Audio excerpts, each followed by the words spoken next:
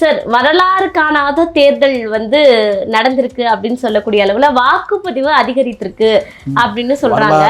புவியியல் இதே தான் சொல்லிட்டு இருக்காங்க. வரலாறு காணாத என்ன வரலாறு காணாமன்றது எனக்கு புரியல.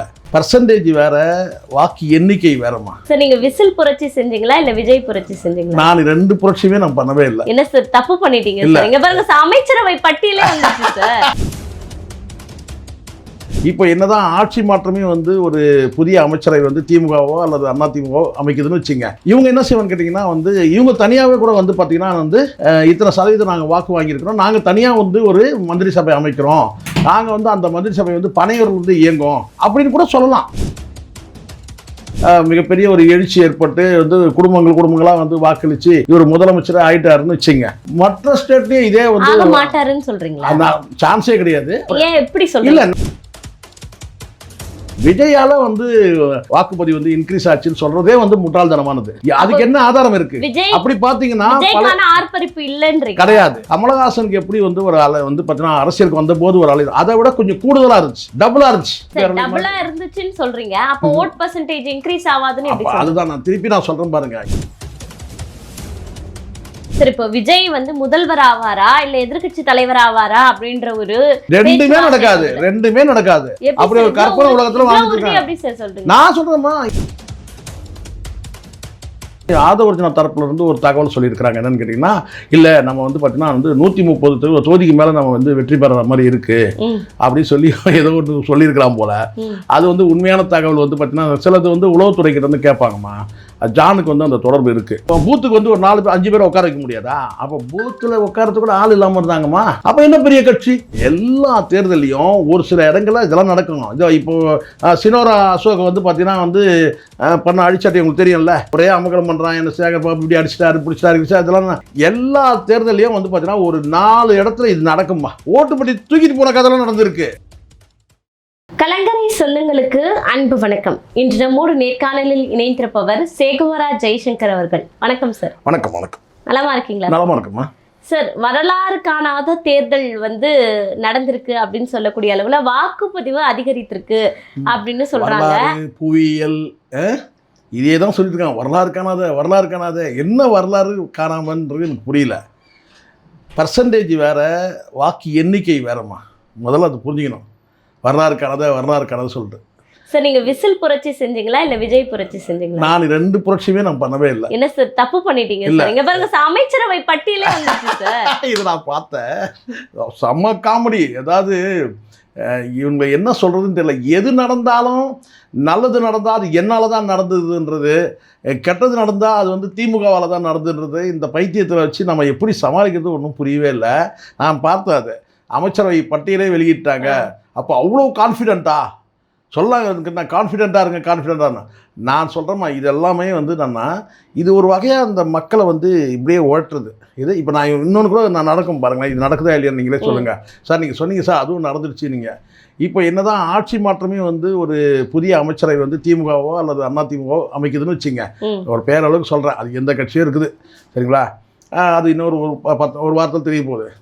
இவங்க என்ன செய்வான்னு கேட்டிங்கன்னா இவங்க தனியாகவே கூட பார்த்தீங்கன்னா இத்தனை சதவீதம் நாங்கள் வாக்கு வாங்கியிருக்கிறோம், நாங்கள் தனியாக ஒரு மந்திரி சபை அமைக்கிறோம், நாங்கள் அந்த மந்திரி சபை பனையூர் இயங்கும் அப்படின்னு கூட சொல்லலாம்.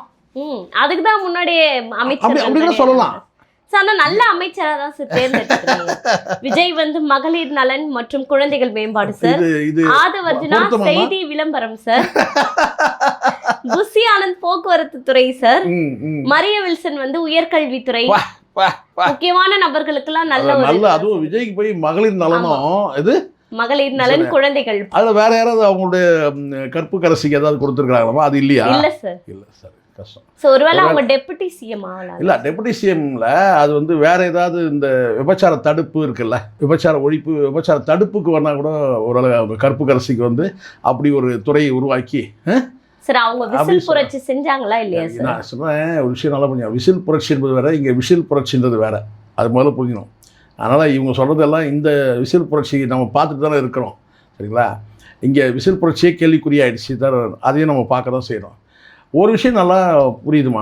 நம்ம ஏதோ ஒரு கெட்ட இந்த ஒட்டுமொத்தமாக இந்த சமூகமே பார்த்திங்கன்னா எனக்கு நேற்றிலிருந்து ஒரு தோணுது என்னன்னு கேட்டிங்கன்னா, இவங்க குழந்தைய கூட விட்டு வைக்கவே இல்லை. இவங்க ஒரு கட்டத்துக்கு மேலே இந்த 18 வயசு 19 வயசு நம்ம வந்து இவங்கெல்லாம் எப்படி மாற்றுறது, இவங்கெல்லாம் எப்படி வந்து அரசியல் வயப்படுத்துறது, எப்படி பக்குவப்படுத்துறது யோசிக்கிற நேரத்தில் அடுத்தது கை வச்சாருங்க பாருங்கள், வீட்டில் இருக்கிற குழந்தைங்கள்ட்ட கை வச்சாருங்க பாருங்கள். அதுதான் மிகப்பெரிய உள்ளபடியே நான் சொல்கிறேன். இப்போ ஏதோ ஒரு கண்ட்ரியில் நார்வேன்னு நினைக்கிறேன், அந்த கண்ட்ரியில் வந்து பார்த்தீங்கன்னா செல்ஃபோன்களுக்கு வந்து தடை வச்சுருக்காங்க. அதே தடையை வந்து இங்கே வந்து இந்தியாவில் கூடிய சீக்கிரம் விதிக்கிறாங்க. அதுவும் குறிப்பாக தமிழ்நாட்டில் விதிக்கிறாங்கன்னு சொன்னால் அது கண்டிப்பாக அதுக்கு காரணம் விஜயா தான் இருக்கும். காரணம் என்னென்னா, இந்த குழந்தைங்களெல்லாம் வந்து நீங்கள் வந்து அரசியலுக்கு பயன்படுத்துறதுன்னு ஒன்று இருக்குது இல்லையா, அது நல்லாவே தெரியுது. இது வந்து ட்ராமாட்டிக் நல்லாவே தெரியுது. வந்து இது பேச வைக்கிறதுன்னு ஒன்று இருக்குது.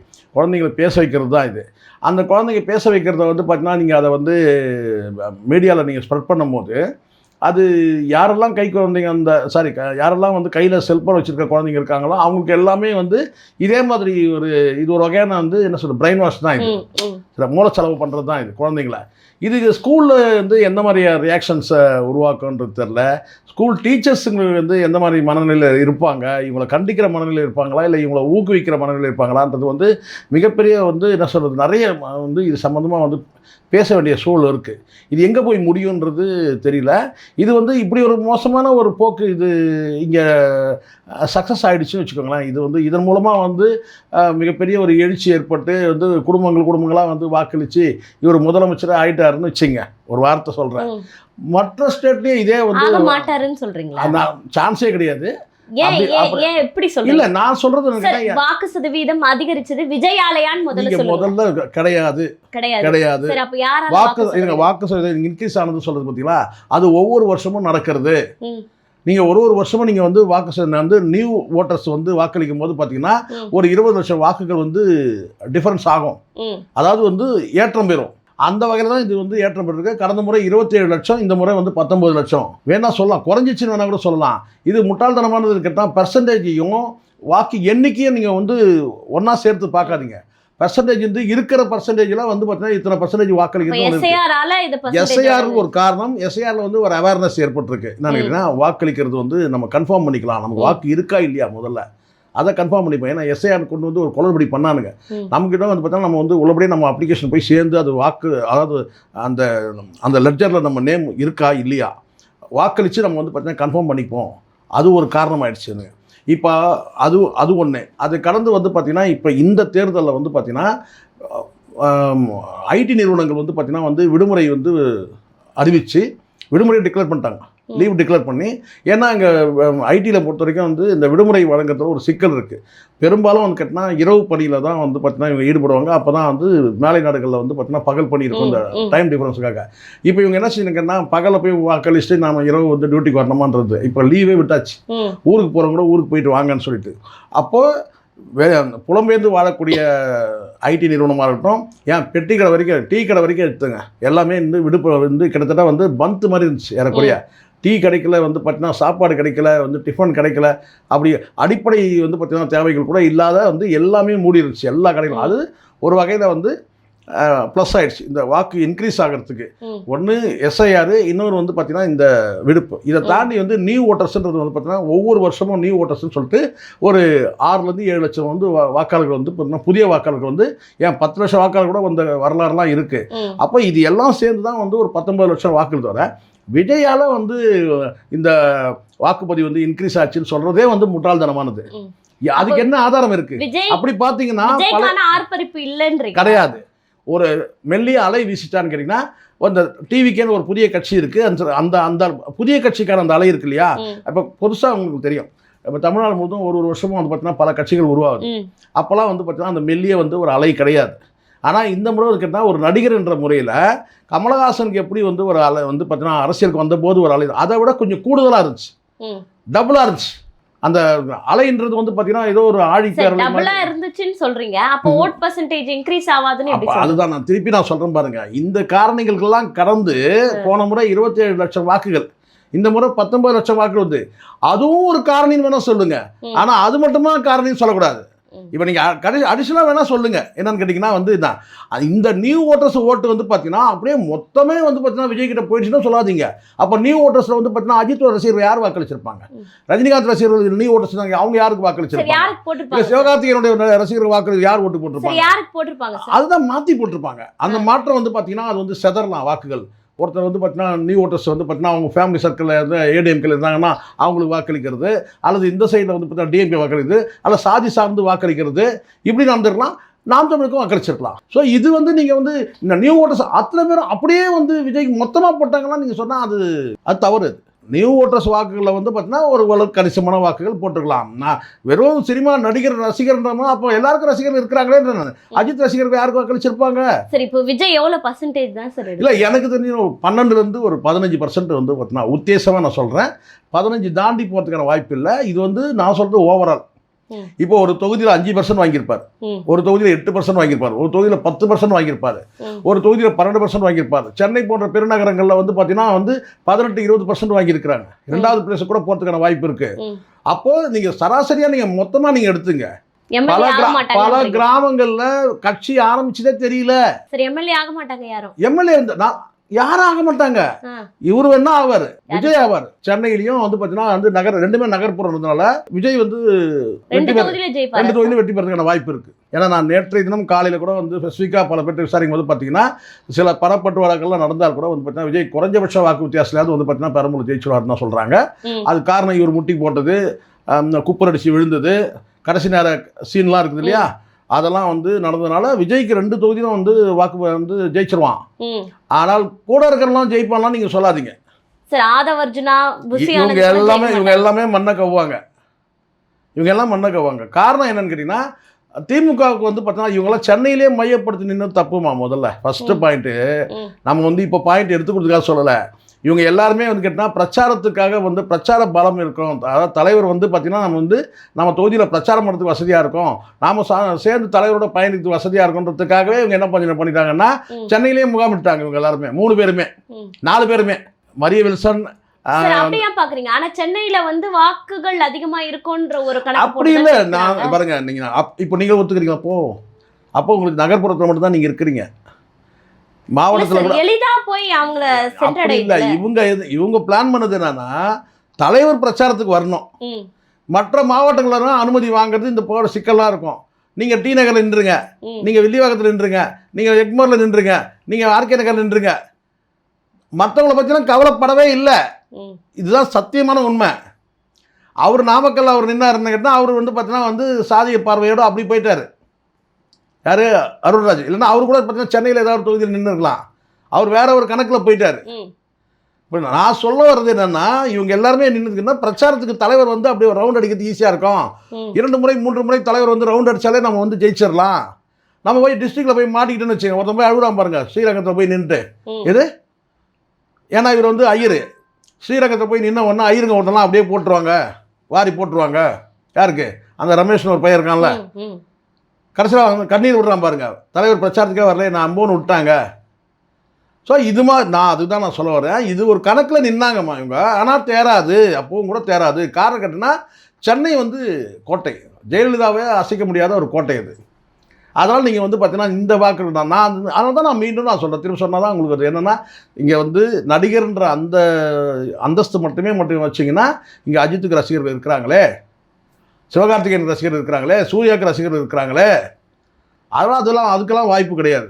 சரி, இப்போ விஜய் வந்து முதல்வர் ஆவாரா இல்லை எதிர்கட்சி தலைவர் ஆவாரா அப்படின்ற ஒரு ரெண்டுமே நடக்காது.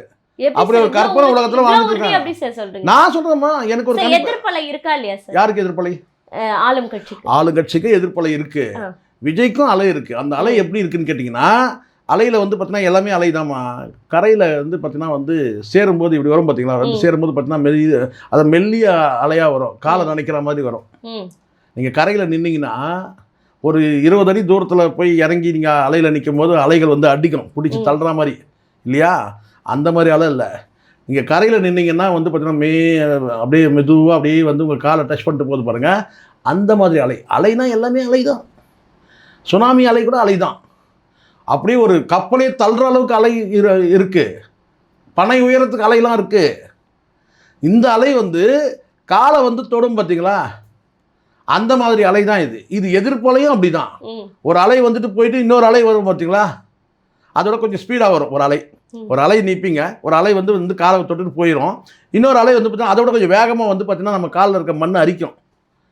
அதுதான் இங்கே வந்து பார்த்தீங்கன்னா விஜயோட ஆதரவலை எதிர்ப்பலை. எதிர்ப்பலையும் பெருசாக வீசலை, ஆதரவலையும் பெருசாக வீசலை. சார் இப்படி சொன்னா எப்படி sir? Our கிங்கா king மேக்கரா? King maker and வந்து நான் சொல்கிற மாதிரி இப்படி சொல்கிறான், chief minister maker, opposition leader வந்து மேக்கர், அவ்வளோதான் சார். அப்போ 2 இடத்துக்குமே இவர் வர மாட்டார். 2 இடத்துக்கு ரெண்டுமே மேக் பண்ணுற இடத்துல இவர் இருப்பார், ரெடி பண்ணி கொடுப்பார். அந்த ரெடி பண்ணி கொடுக்கும்போது பார்த்தீங்கன்னா அங்கே வந்து யார் வந்து இப்போ இவர் தாம்மா ரெஃப்ரி அப்படி வேணா எடுத்துக்கம்மா, வாயில் விசில் வச்சு, ஆமாம் விசில் வச்சுக்கிறாரு, இவர் தான் ரெஃப்ரி. ரன் பண்ணும்போது பார்த்தீங்கன்னா யாருக்கு பலம் இருந்தால் அவங்க ஓடுறாங்க, டிக்ளேர் பண்ண இடத்துல இவர் இருக்கிறாரு, அவ்வளோதான்.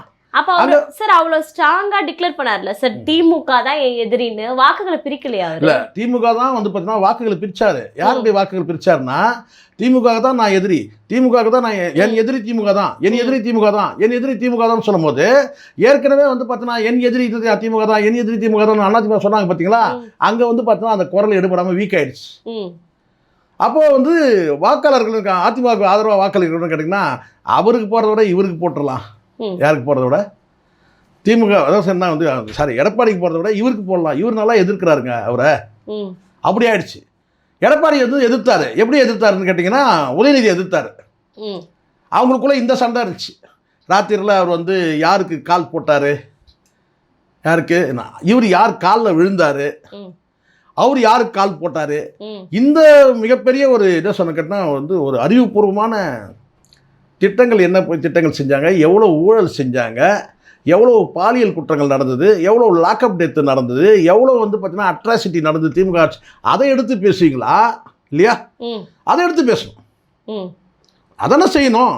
ஆனால் அதை விட்டு நீங்கள் என்ன செஞ்சீங்கன்னு கேட்டிங்கன்னா இந்த பக்கம் வந்துட்டீங்க. இது அவர் யாருக்கு கால் போட்டார், இவங்க நான் கேட்டால் வந்து பார்த்தீங்கன்னா வந்து படத்தை காமிச்சுன்னு கேட்டால் வந்து இவருக்கு எப்படி காலில் விழுந்தார் பாருங்க.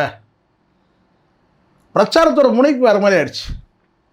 இங்கே நீங்கள் பேசும்போது பார்த்தீங்கன்னா எவ்வளவோ விஷயங்கள் பேசுவான், புரியுதா சொல்லுது. நீங்கள் வந்து பார்த்தீங்கன்னா சரி சட்டம் ஒழுங்கு பேச வேணாம், காவல்துறையோட மாற்றம்ன்ற ஃபேக்டரை ஃபுல்ஃபில் பண்ணிட்டாரா விஜய்? எதுக்கு மாற்றம்னா ஒன்றுமே கிடையாது. என்ன மாற்றம் சொல்லுங்கள்?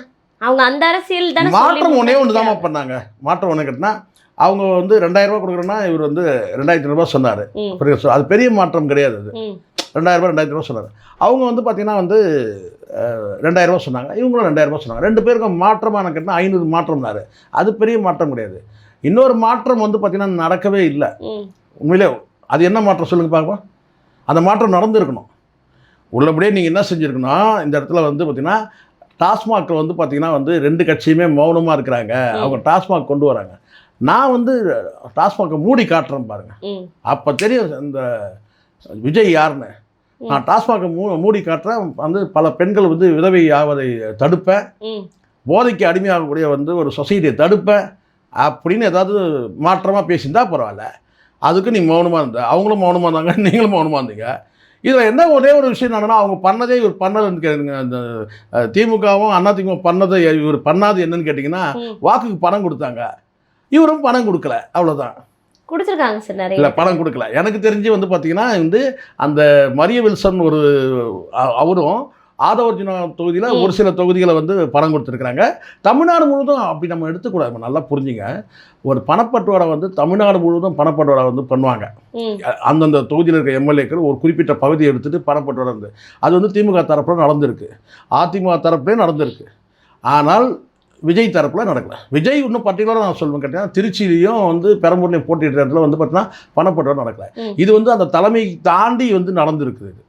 அது வந்து பார்த்தீங்கன்னா அதுக்கே கூப்பிட்டு வந்து கண்டிச்சு தான் சொல்கிறாங்க. அது விஜயை கூப்பிட்டு நேற்று ஒரு அர்ஜென்ட்டாக மீட்டிங் போட்டாங்களே, என்ன காரணம் சார்? இல்லை அதுதான் அந்த தொகுதியில் வந்து பார்த்தீங்கன்னா பணப்பட்டுவாடன்னு சொல்லி பெரம்பூரில் குறிப்பிட்ட ஒரு பகுதியில் வந்து ஏழை எளிய மக்கள் வாழக்கூடிய பகுதியில் வந்து இரவோடு இரவாக வந்து நிறைய பணப்பட்டுவாடை நடந்திருக்கு. அதில் வந்து பார்த்திங்கன்னா வந்து ஆதவர்ஜுனா கிட்ட வந்து கூப்பிட்டு மீட்டிங் போட்டிருக்காங்க. வழக்கமாக வந்து ஒரு தொகுதியில் யார் யாருக்கு என்னென்ன நிலைமைன்றதை பற்றி பேசியிருக்காங்க. அப்போ விஜய்க்கே வந்து தகவல் தெரிவிச்சிருக்கிறாங்க என்னென்னா வந்து பர்சன்டேஜ் நம்ம வாங்குவோம், ஆனால் வந்து வெற்றி பெற மாட்டோம் அப்படின்னு சொல்லி தகவல் வந்திருக்கு. அது வந்து பார்த்தீங்கன்னா ஆதவர்ஜுனா தரப்புலேருந்து ஒரு தகவல் சொல்லியிருக்கிறாங்க. என்னென்னு கேட்டிங்கன்னா, இல்லை நம்ம வந்து பார்த்தீங்கன்னா வந்து 130 தொகுதிக்கு மேலே நம்ம வந்து வெற்றி பெறுற மாதிரி இருக்குது அப்படின்னு சொல்லி ஏதோ ஒன்று சொல்லியிருக்கலாம் போல். அது வந்து உண்மையான தகவல் வந்து பார்த்தீங்கன்னா சிலது வந்து உளவுத்துறைக்கிட்ட வந்து கேட்பாங்கம்மா. ஜானுக்கு வந்து அந்த தொடர்பு இருக்குது. உளவுத்துறையோட அதிகாரிகளோட தொடர்பு சில அதிகாரிகளோட இருக்கிறதுனால அங்கேருந்து கேட்கும்போது பார்த்தீங்கன்னா ரிசல்ட் வேறு மாதிரி இருக்குது. இவங்க வாங்கின ரிசல்ட்டும் ஆதவர்ஜுனா தரப்பில் வந்து கொடுக்குற அந்த ஏதோ ஒன்று வாய்ஸ் ஆஃப் காமன் வச்சுருக்காங்க இல்லையா, அது வந்து பார்த்தீங்கன்னா இப்போ என்கிட்ட கூட சில வந்து தம்பிங்க கேட்டாங்க, பேசுறது ஒன்றும் தப்பு ஒன்றும் இல்லை, எல்லாம் முடிஞ்சிச்சில்ல அப்படின்னா. வாய்ஸ் ஆஃப் காமனில் இருக்கிற சில தம்பிகளே என்கிட்ட வந்து சில ஸ்டாட்டிக்ஸ் வந்து கேட்டாங்க, எப்படி சார் இருக்குது ஒரு தொகுதியில் சொல்லி கேட்கும்போது, அப்போ நான் சொன்னது என்னன்னு கேட்டேன், விஜய் வந்து 2 தொகுதியிலும் ஜெயிப்பார், ஆனால் மற்றவங்க யாரும் தேர்றதுக்கான வாய்ப்பு கிடையாது. சார் 4-5 எம்எல்ஏ வருவாங்கன்ற அது அந்த 4-5 நீங்கள் அந்த 4-5ல் விஜய் 2 விட்டு 2 சொல்லுங்கள். நீங்கள் எல்லாம் இந்த கதையில் தான் இருக்கிறீங்க. நீங்கள் எல்லாம் 2 சொல்லுங்கள். நீங்கள் 4-5 சொன்னீங்கல்ல, இது என்னம்மா இது குலுக்குச்சிதாம்மா இது? நீங்கள் சொல்லுங்கள். 234 தொகுதி என்னென்ன நீங்கள் சொல்லுங்களேன். 4 தொகுதி சொல்கிறாங்க இல்லையா, 2 தொகுதி நான் சொல்கிறேன் விஜய் வந்து 2 தொகுதி ஜெயிச்சிருவாருன்னு வச்சுங்க. மீதி இருக்கிற ஒரு 3 தொகுதியில் நீங்கள் சொல்லுங்கள், இல்லை 2 தொகுதி சொல்லுங்கள். இந்த தொகுதி ஜெயிக்கும் சார், இந்த தொகுதி எதுவுமே இல்லைம்மா. அந்த மாதிரி காரணம் கேட்டிங்கன்னா இங்கே இதுதான் சொல்ல பாருங்க, பணப்பட்டுவாரா பாருங்க. எல்லாரும் எதிரிகள் என்ன ஆயுதம் எடுக்கிறாங்களோ அத்தனை ஆயுதத்தை நீங்கள் எடுத்துருக்கணும். நீங்கள் பணம்ன்ற ஆயுதத்தை எடுக்கவே இல்லை. குறிப்பிட்ட ஒரு 5000 பேருக்கு நீங்கள் பணம் கொடுக்கறதுலாம் பெருசு கிடையாது. உங்கள் வெற்றி தோல்வின்றது வந்து பார்த்தீங்கன்னா கிட்டத்தட்ட நீங்கள் வந்து ஒரு 60,000 வாக்குகள் சராசரியாக நீங்கள் பெறணும்னா பாதி பணம் செலவு பண்ணணும். பல இடங்கள்ல 5 கோடி 6 கோடி உள்ளவங்க தான் வேட்பாளரா போட்டாங்க. என்ன சார் இல்ல சரி போட்டீங்கல்ல, இருங்க நீங்களே சொல்லுங்க. 5 கோடி இருந்தா ஒரு சில தொகுதிகளில் வந்து பார்த்தீங்கன்னா அந்த பூத்து உட்காருவாங்கல்லம்மா, அந்த பூத்தை உட்காருனா குறைஞ்சபட்சம் வந்து பார்த்தீங்கன்னா வந்து ஒரு 10,000 15,000 இருந்தாலே போதும். என்ன பிரமாதம் என்னன்னு கேட்டினா வந்து ஒரு 10 பேர் தானுங்கன்னா அவங்களுக்கு வந்து ஒரு குவார்டர் பாட்டிலும் ஒரு மதியம் பிரியாணி, இது 2 ஐட்டம் தான். ஒரு குவார்டர் பாட்டில் ஒரு பிரியாணி, இதான் சம்பளம் சார். எதுவா 1000 ரூபாய் சம்பளம். சரி 1000 ரூபாய் கூட வச்சுங்க. மிஞ்சி ஒரு 30,000 செலவாகுமா? இந்த 30,000 கூட உங்களால் செலவு பண்ண முடியாதா? சரி 30,000 கூட பார்த்தீங்கன்னா ஒரு 5 பூத்துன்னு வச்சு, ஒரு 10 பூத்துனே வச்சுப்போமே, என்ன 30,000 வச்சுங்க, ஒரு 3 லட்ச ரூபா, ஒரு 5 லட்ச ரூபா கூட செலவு பண்ண உங்களால் முடியலன்னா எப்படிமா? எனக்கு புரியல. எனக்கு 5 லட்ச ரூபா செலவு பண்ண முடியாது. நீங்கள் நாம் தமிழர் கட்சி போடுறது சொல்லுங்க, அங்கே இந்த பிரியாணி காசு இதெல்லாம் கிடையாது. இது அங்கே தன்னார்வத்தோடு யாரும் உட்காரங்களும் தான், உட்காரலனாலும் பரவாயில்ல. இது உங்களுக்கு அப்படிலாம் உங்களுக்குலாம் பணத்தெல்லாம் கொடுத்து இதெல்லாம் கொடுத்து உங்களை கொண்டு போய் ஒழுக்கக்கேடாக உங்களை உட்கார வச்சு அங்கே குடிச்சிட்டு ஆடிக்கிட்டு கூத்தடிச்சிட்டு லுங்கியை வந்து போகிற தெரியாமல் படுத்துட்டு மல்லாம் வந்து படுத்துக்கிறது, இதெல்லாம் கடந்த காலத்தில் நிறைய நடந்துருக்கு. பூத்தில் நடக்கிற விஷயம் சொல்கிற பாருங்க. 3 மணிக்கு மேலே மல்லாந்துருவானுங்க, அங்கேயே குடிச்சிட்டு வந்து விழுந்து கிடப்பான். அந்த மாதிரி ஒழுக்கக்கேடெல்லாம் அங்கே ஒரு டிசிப்ளின் இருக்குது. அவங்க வந்து பார்த்திங்கன்னா அதை ஃபாலோ பண்ணுறாங்க. ஆனால் பூத்தில் ஆளே இல்லை பல இடங்கள். இந்த முறை நான் பார்க்கும்போது என்டிகே பூத்தில் கூட பல இடங்களில் இல்லைனாலும் பரவாயில்ல, எந்த அசிங்கமும் அரங்கேற போகிறதில்ல. ஆனால் இங்கே வந்து பார்த்தீங்கன்னா நீங்கள் அது ஒரு ஏழை எளிய கட்சிக்கும் உங்களுக்கு வித்தியாசம் இல்லையா? நீங்களாம் கோடிக்கணக்கில் செலவு பண்ணுறவங்க, ஒரு 5 லட்ச ரூபா செலவு பண்ண முடியாதா? ஒரு பூத்துக்கு வந்து ஒரு 4-5 பேரை உட்கார வைக்க முடியாதா? அப்போ பூத்தில் உட்காரத்துக்கு கூட ஆள் இல்லாமல் இருந்தாங்கம்மா, அப்போ என்ன பெரிய கட்சி நான் கேட்குறேன். இப்போ இதே மற்ற இடத்துல பாருங்கள், 20-30 பேர் இருக்கிறான். திமுகவில் வந்து ஒரு 30 பேர் இருக்கிறான். இந்த சைடில் வந்து பார்த்தீங்கன்னா வந்து ஏடிஎம்கேல ஒரு 30 பேர் இருக்கிறான். அது இல்லாமல் கடையாண்டா அங்கே இங்கேன்னு சொல்லி பார்த்தோன்னா அந்த அங்கே எலெக்ஷன் நடக்கிற இடத்துல வந்து பார்த்தீங்கன்னா ஒரு பரபரப்பு இருக்குது சார். ஆனால் தோல்வி பயத்தில் அப்போ பூத் கேப்சரிங்லாம் பண்ணாங்கல்ல திமுக சார்பாக. இங்கே இதெல்லாம் வந்து பாருங்கள், எல்லா தேர்தலையும் ஒரு சில இடங்களில் இதெல்லாம் நடக்கணும். இதோ இப்போது சினோரா அசோக் வந்து பார்த்தீங்கன்னா வந்து பண்ண அடிச்சாட்டி உங்களுக்கு தெரியும்ல, ஒரே அமகலம் பண்ணுறான், என்ன சேகர் பாபு இப்படி அடிச்சிட்டாரு பிடிச்சிட்டாரு, இதெல்லாம் எல்லா தேர்தலையும் வந்து பார்த்தீங்கன்னா ஒரு 4 இடத்துல இது நடக்கும்பா. ஒரு காலத்தில் கண்ணீர் புகை வந்து வீசுவாங்க, கண்ணீர் புகை வீசுவாங்க, லட்டி சார்ஜெலாம் நடந்திருக்கு கடந்த காலத்தில். ஓட்டுப்பட்டி தூக்கிட்டு போன கதைலாம் நடந்திருக்கு சார். அதாவது அந்த பூத் கேப்சரிங் நடப்பதற்கு காரணமே லாஸ்ட் 1 மணி நேரத்துல இந்த ஓட்டுகள் வந்து நமக்கு வரலன்னு ஒரு ரிப்போர்ட் கிடைக்கும் போது தானே சார் அந்த நடவடிக்கை வரும். அப்ப பயப்படுறாங்கல்ல. அப்படி இல்லைம்மா, அது என்ன நான் சொல்கிறேன் பாருங்க, எப்படி நடக்கும்னு நான் சொல்கிறேன் பாருங்க. எப்படி நடக்கும்னா ஒரு 4-5 மணி வாக்கில் வந்து கேட்டால் அந்த 6 மணி நேரம் பார்த்தீங்கன்னா அந்த 1 மணி நேரம் இருக்குது பார்த்தீங்களா, அந்த 1 மணி நேரம் என்ன ஆகும்னா அந்த கடைசி இது பார்த்தா ஒரு பெரிய கியூ நிற்கும். அப்போ அந்த பூத்தில் இருக்கிறாங்க பார்த்தீங்களா, அந்த ஸ்லிப்பு கொடுக்குறவங்க அந்த இடத்துல ஒரு டீம் இருக்கு பாருங்க, அவங்க மெல்ல மெல்ல நகர்ந்து வந்து என்ன செய்யணும் கேட்டால் அந்த பிரச்சாரம் அந்த உந்துதல் என்ன செய்யணும் கேட்டால் அந்த எல்லை கோடுகள்லாம் தாண்டி என்ன செய்யணும்னா பூத், அதாவது போலிங் நடக்கிற அந்த பூத்துக்கிட்ட நெருங்கிடுவாங்க. அப்போ அங்கே நெருங்கும் போது பார்த்தீங்கன்னா அங்கேயே ஒரு பிரச்சாரம் நடக்கும், அங்கேயே ஒரு பணப்பட்டுவாட நடக்கும். அப்போ அந்த இடத்துல நீ நான் சொல்லிட்டு நீ ரிப்போர்ட் பண்ண நான் ரிப்போர்ட் பண்ணிக்கிறேன், நீ நானா சொல்லிட்டு அங்கே அந்த இடத்துல கிளாஷ் ஆகும். மற்ற எங்கேயுமே கிளாஷ் ஆகாது. இப்போ இது எங்கே நடந்திருக்கு? இப்போ சினோரா அந்த அசோக்குக்கும் சேகர்பாபு நடந்திருக்கு. எங்கே நடந்திருக்கு? துறைமுகத்தில் எந்த இடத்துல நடந்திருக்கு? நெருக்கமான பகுதி, அதாவது போலிங் பூத்துக்கு நெருக்கமான பகுதியில் தான் இந்த தள்ளுமுள்ளு நடக்குது. இப்போ புரியுதுங்களா நான் சொல்கிறது? இந்த பூத்துன்றதை வந்து பார்த்தீங்கன்னா இன்னும் இப்போது ஏற்கனவே உங்களுக்கு தெரியும் 100 மீட்டர் கணக்கெலாம் இருக்குது, அதுக்கப்புறம் தான் வச்சுருக்காங்க. இன்னும் கொஞ்ச நாள் போனால் பார்த்தீங்கன்னா இந்த பூத்து ஏஜென்ட்டே இருக்கக்கூடாதுன்ற நிலைமை கூட வரலாம். இது காலப்போக்கில் அப்படி தான் ஆகிடும். புரியுது சொல்கிறது?